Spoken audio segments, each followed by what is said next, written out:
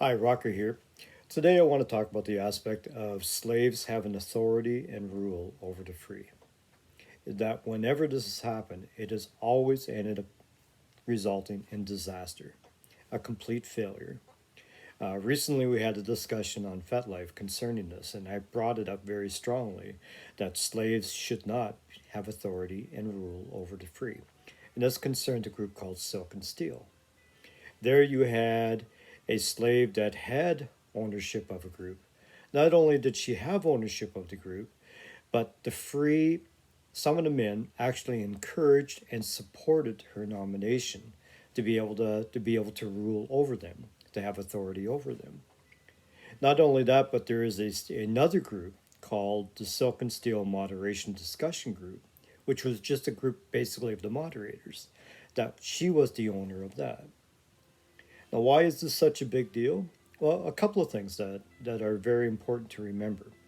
First of all, it was some of these men that nominated, endorsed, and supported her owning this group over them.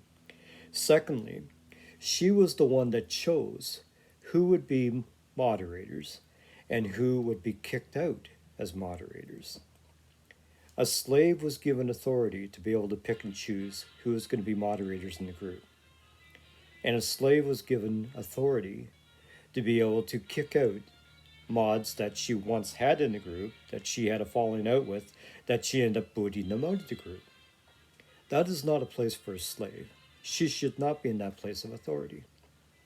Secondly, one of the things that also came out, this came out in a discussion that I had with her, is the fact that she said that she had been threatened numerous times by several of these men that wanted to control and own the group. She should not be put in a position where she's being manipulated, intimidated. She shouldn't have had that position in the first place. So these are aspects that why a slave should not have authority or rule over the free.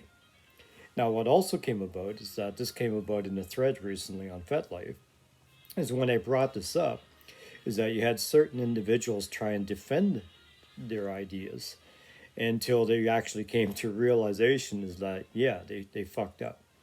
And so you had Raptor end up taking over one group and another individual end up taking over the mod discussion group.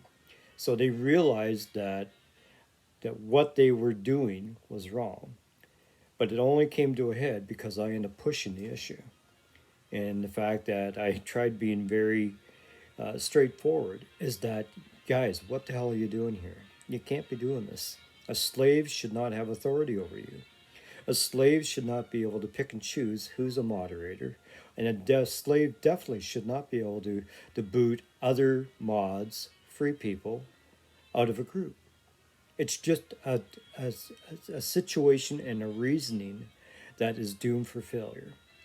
So that's just basically what happened as far as the aspect of a slave owning the group and then them trying to defend it, even though they endorsed her and supported her and nominated her, and then realizing finally in the end that everything that I was saying was actual true, and they finally backtracked and put in the proper as far as free running the group for everyone.